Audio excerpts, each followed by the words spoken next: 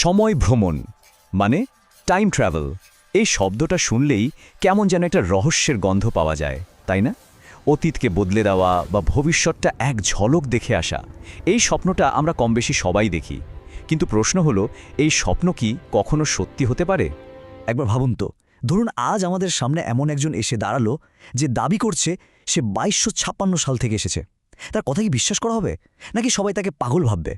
আর এর থেকেও বড় প্রশ্নটা হলো, মানুষের পক্ষে কি সত্যিই সম্ভব এই সময়ের বাঁধন ছিঁড়ে অতীতে বা ভবিষ্যতে চলে যাওয়া?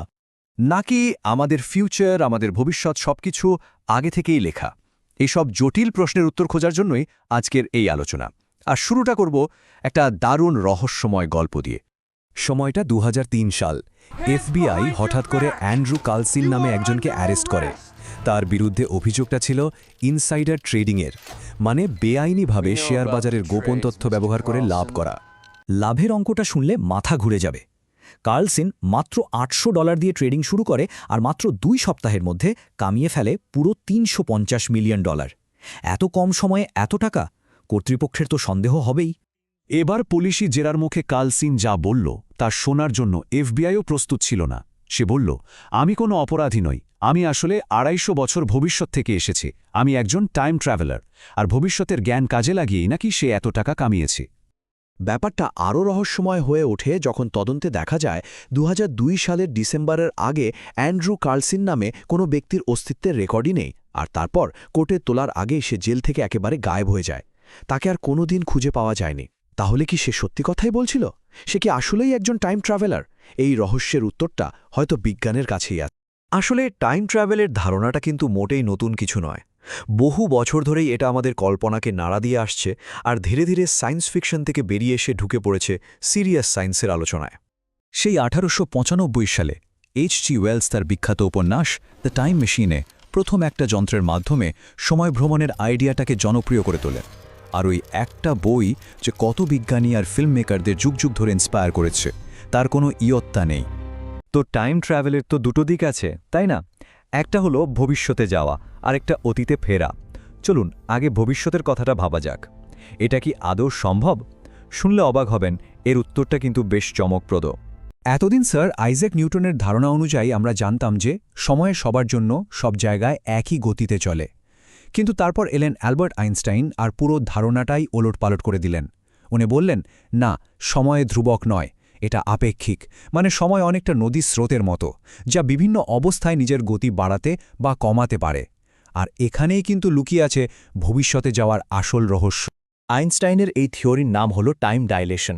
সহজ কথায়, কোনো কিছুর গতি আর তার আশেপাশের গ্র্যাভিটি বা মহাকর্ষ বলের ওপর নির্ভর করে, তার জন্য সময় অন্যদের থেকে স্লো বা ধীরে চলতে পারে। আইনস্টাইন দেখিয়েছেন যে সময়কে স্লো করার দুটো প্রধান উপায় আছে। ১ নম্বর, প্রচণ্ড গতি।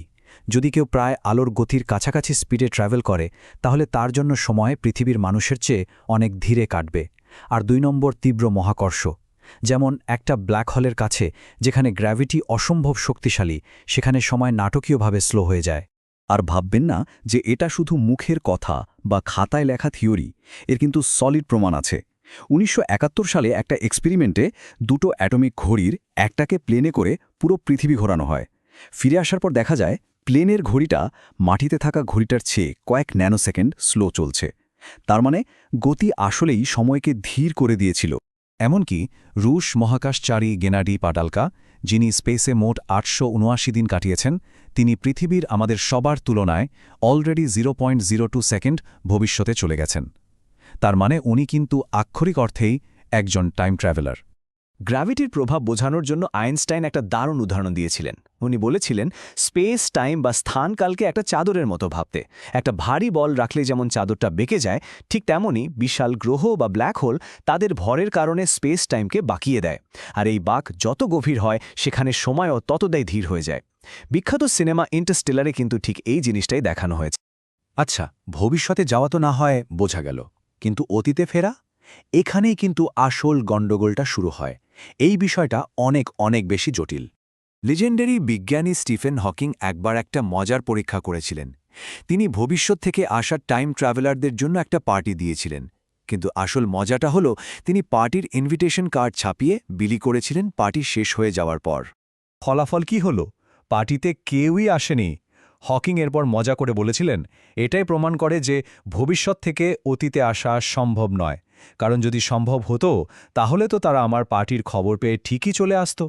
অতীতে যাওয়ার একটা থিওরিটিক্যাল রাস্তা হতে পারে ওয়ার্মহোল, মানে স্পেস টাইমের মধ্যে একটা শর্টকাট বা সুড়ঙ্গ, যা দিয়ে এক জায়গা থেকে আরেক জায়গায় বা হয়তো এক সময় থেকে আরেক সময়ও চলে যাওয়া যেতে পারে।